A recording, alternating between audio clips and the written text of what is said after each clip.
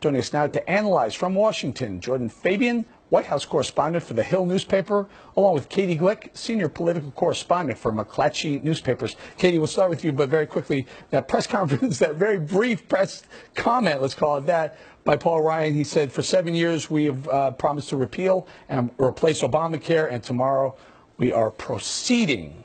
Wow, tomorrow, big vote, Katie.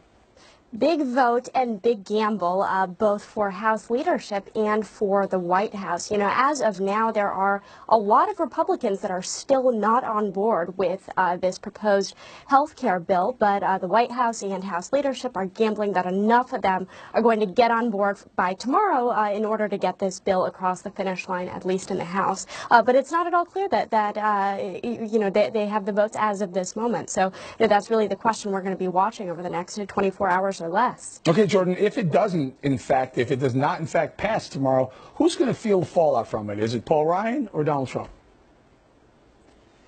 I think both, Eric. Look, starting with Donald Trump, he said that this health care bill is the first step in moving forward with his agenda, moving forward to tax reform, moving forward to an infrastructure project. And look, he's tied the budget savings in this health care bill to paying for tax reform. So if this doesn't go forward, he's going to have a lot of trouble getting his agenda done. And look, he said, the White House has said, Sean Spicer, who was on earlier, has said President Trump is the closer. And if he doesn't close the deal, that's not going to look great for him. And for Paul Ryan, it's going to, again, prove that the House Republican Conference is maybe ungovernable. Look, there's a lot of different factions in there, that are the moderates, the conservatives, the House Freedom Caucus, who aren't necessarily together on all these ideas. And if he's not able to, galvanize that conference and count the votes the right way, then that's not going to reflect well on him either. Yeah, and Katie, the White House basically said, Donald Trump said,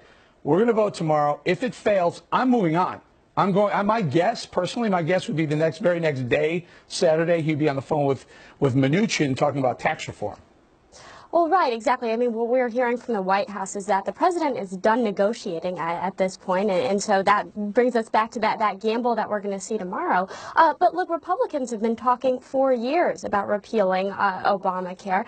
This is their sort of first opportunity to do it, and there's a lot of feeling that should ultimately there not be some successful effort made that does repeal the health care law, there's going to be enormous backlash from the conservative base. But at the same time, there is not at all agreement that this is the right approach. And, I was just checking in with Heritage Action, of course, a very prominent conservative group. They're still urging a key vote against the bill tomorrow. So I think you're going to see a lot of people pointing a lot of different fingers if this doesn't get passed tomorrow. But what there is agreement on is that Republicans need to find some way to fulfill the promise that they've been making for years now.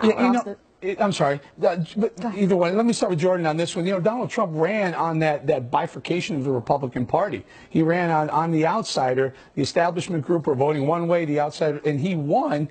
But now this is the tall order, Jordan, to unite these two groups to get some of the major policy initiatives through.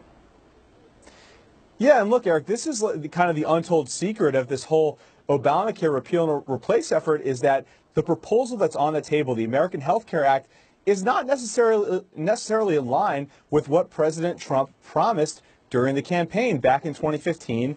He said that he wants to provide health care to everyone, that he'd be brokering all kinds of deals with hospitals and other health organizations to provide that care. And this bill doesn't do that. It's a different approach. It's a more traditional, conservative, Reaganite approach to this issue. And I think that's why you've seen, President Trump say at some of these rallies, look, this is something we have to do to get forward to tax reform, not necessarily speaking so enthusiastically about it all the time. All right, I got to go, you guys, but I'll tell you what, this is setting up for another big news day tomorrow and tomorrow night right here, too, on The Factor.